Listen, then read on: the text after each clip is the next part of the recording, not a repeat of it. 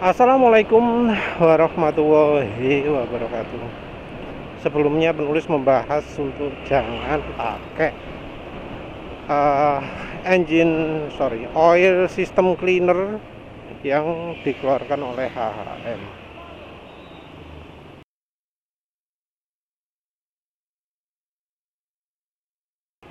Jadi produknya itu menurut penulis tidak diperlukan dan justru akan menimbulkan efek samping. Nah, penulis coba cari-cari info ya soal pelumas AHM ya, terutama MMPX2, karena sekarang motor itu kebanyakan adalah motor matic. Penulis ingin cari tahu apa sih deskripsi dari produknya, dan tahu tidak apa deskripsi produknya. Produknya punya 3 karakter, punya 3 keunggulan. Yang jadi perhatian penulis adalah keunggulan yang nomor 3. Keunggulan yang nomor 3 itu adalah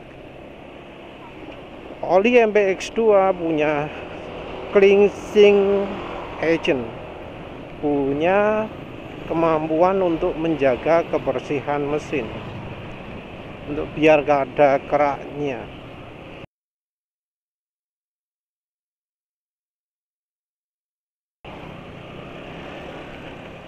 Ini keterangannya ada di website resmi Honda. Jadi itu adalah klaim resminya Honda. Websitenya juga adalah website Astra Honda Motor. Jadi harusnya penggunaan oli mesin AHM MPX2 secara berkala tidak menimbulkan kerak. Jadi aneh ketika kemudian Honda mengeluarkan produk oil system cleaner, produk yang tujuannya adalah itu membersihkan mesin, padahal katanya olinya bisa membersihkan mesin. Terus lah, kok mengapa Honda itu mengeluarkan produk begitu? Sesuatu yang aneh lah.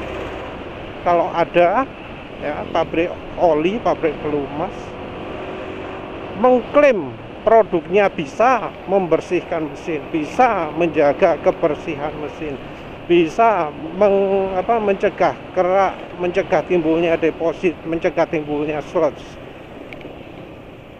Tapi malah dari pabrikan yang sama malah mengeluarkan produk khusus untuk membersihkan. Apalagi kata-katanya yang dipakai adalah cleansing agent, aditif untuk membersihkan. Pokoknya bukan mencegah lah ya. Jadi yang disebut itu cleansing agent, zat yang bisa membersihkan, bukan preventive agent, bukan pencegahan. Kalau di dunia oli, pencegahan itu berbeda dari pembersihan.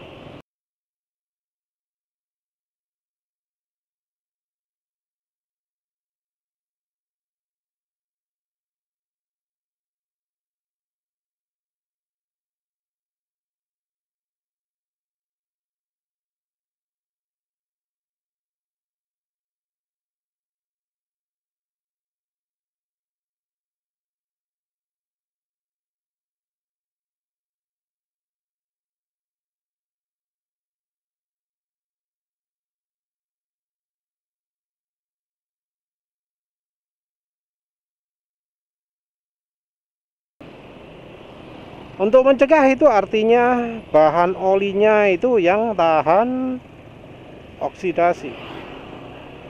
Dia tidak mudah teroksidasi. karena sumbernya kerak, sumbernya sludge itu adalah dari oksidasi. Sementara itu untuk pembersihannya yang dibutuhkan bukan antioksidasi, tapi yang satu adalah kemampuan pelarutan, yang nomor dua adalah aditif pembersihnya. Ada dua aditif yang dipakai. Yang pertama kalsium magnesium, yang sifatnya adalah deterjen. Istilah deterjen di sini jangan disamakan dengan sabun, nggak sama ya, beda. Yang satu deterjen, yang satu lagi dispersan.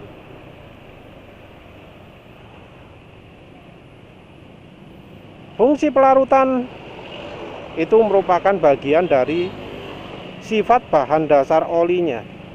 Jadi untuk menghasilkan kemampuan pelarutan yang bagus, bahan olinya harus yang tipe tertentu.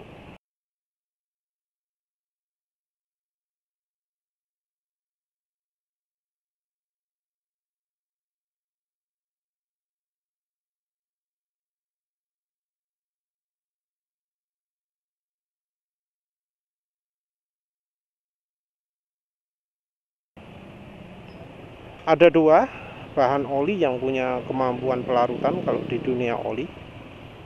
Yang pertama adalah oli grup 1. Jadi oli mineral itu beda-beda. Yang pelarutannya paling bagus itu adalah oli grup 1.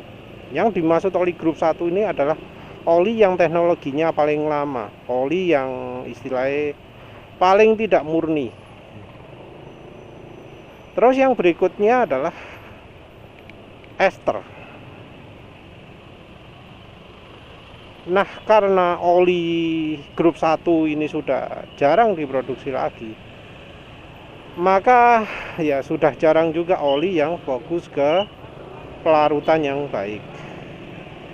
Untuk penggantinya ada ester. Nah, sayangnya baik ester maupun oli grup 1 itu langka. Karena sudah langka ya wes, kita akhirnya dapat oli yang tidak bisa membersihkan mesin. Nah, ini juga yang jadi masalah, mengapa kok ada keluhan gitu ya, sudah pakai oli sintetik, sudah pakai oli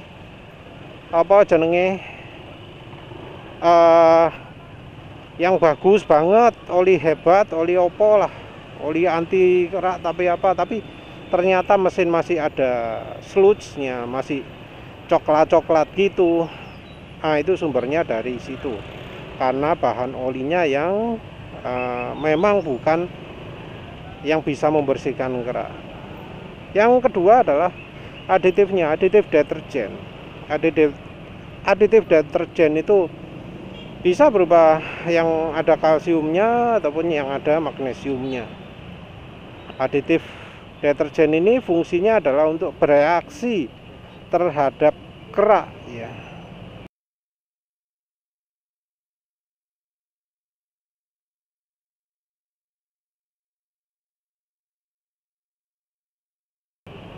Dia akan bereaksi terhadap kerak, membuatnya mecah gitu.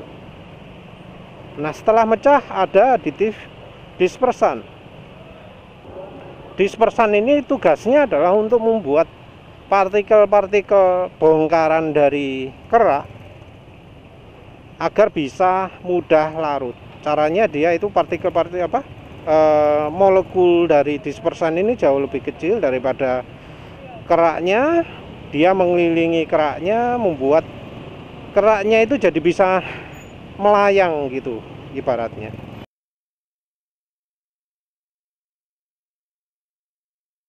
Pokoknya bisa larut lah ke oli. Nah, ingat ya, kata-katanya adalah larut. Larut artinya ini tergantung dari kemampuan pelarutan dari oli itu sendiri. Kalau oli pelarutnya buruk, walau deterjennya banyak, walau dispersannya banyak, tetap nggak bisa hilang kerak. karena ya jadi mengendap lagi sama saja. Oli selain dari grup 1 dan ester itu punya pelarutan yang kurang baik, terutama dari grup 3 dan PaO. Kalau grup 3 biasanya disebut hydrocrack, yang PaO biasa disebut grup 4. Zaman dulu full sintetik itu mengacu ke PaO, tapi zaman sekarang sudah enggak. Full sintetik juga mengacu pada oli bahan grup 2. Jadi sudah enggak baku lagi lah pengertian oli full sintetik itu. Jadi jangan terlalu terpaku dengan istilah full sintetik, oli full mineral gitu ya. Sudah enggak ada lagi versus, enggak ada lagi full sintetik lawan mineral, karena mayoritas oli di pasaran itu mineral walau tulisannya full sintetik.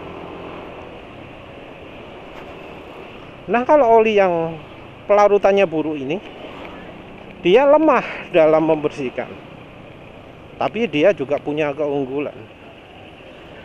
Bahan olinya itu lebih tahan rusak, lebih tahan oksidasi.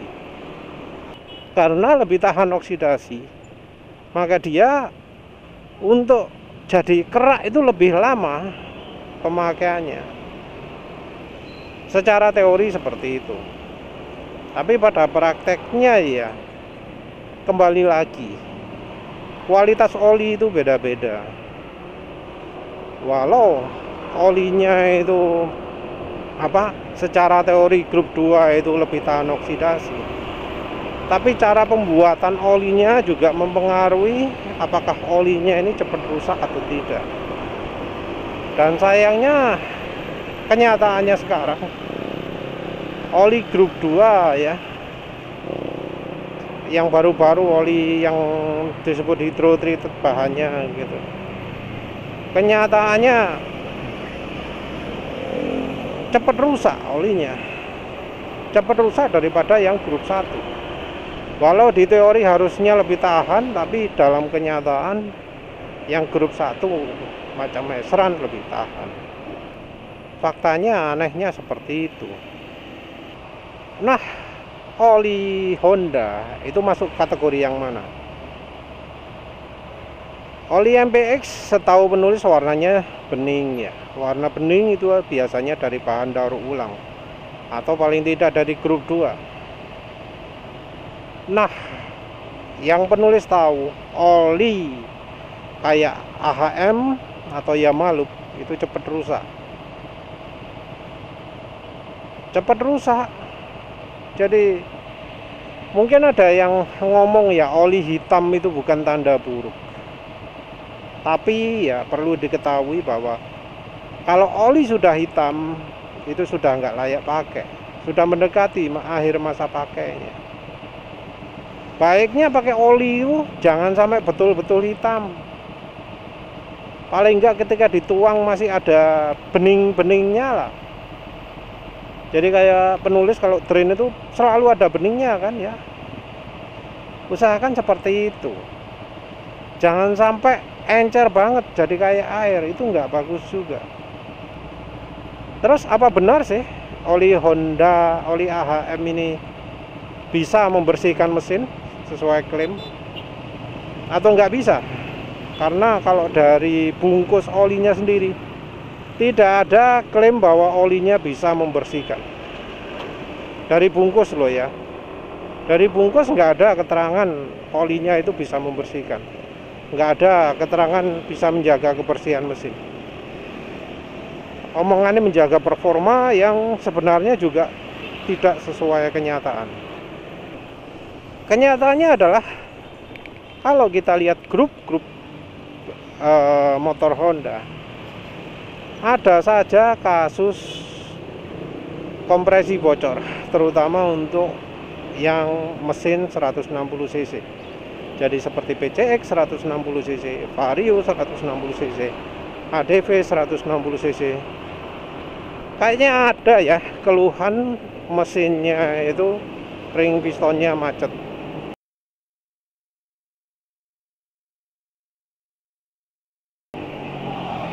Ring piston macet itu adalah tanda ada kerak, ada kotoran di jalurnya ring piston. Macet itu karena ya ringnya kena lem sama keraknya. Nah dari situ wes jelas ya bahwa ya oli AHM itu pembersihannya buruk. Nah ada rekomendasi pakai oil system cleaner gitu bagaimana? Penulis tetap nggak rekomendasikan karena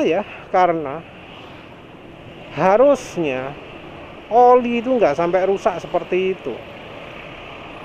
Kalau sampai ada kejadian rusak, maka solusinya bukan pakai oil system cleaner. Solusinya adalah ganti olinya yang lebih baik. Jadi jangan dipaksakan pakai oli AHM kalau memang oli AHM-nya itu menghasilkan kerak. Yang lebih cerdas itu adalah ganti oli yang nggak menghasilkan kerak. Ganti oli yang tidak menghasilkan deposit, sludge, macam-macam. Ganti oli yang nggak bikin valve-nya macet, nggak bikin ring pistonnya macet. Kalau sementara ini rekomendasinya masih ya termasuk cukup sedikit. Meseran SAE40, meseran B40, Oranye, SAE40, Win Formula PCMU 20W50, Unires,